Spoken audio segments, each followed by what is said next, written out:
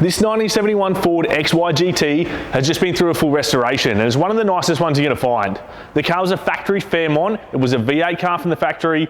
It's been fully refinished in gloss black, which looks super nice. It's got all the right GT gear, so it's got a shaker, bonnet pins, it's got the spotlights in the front, spoiler underneath the front of it. It's got a set of gold Simmons 15-inch wheels on it. It's got the spoiler in the back, GT stripes, GT mirrors. It's got one of the most desirable options you'll ever see in an XY, which is a Goldie Windback sunroof. Everyone wants a sunroof in these things and not many of them have it.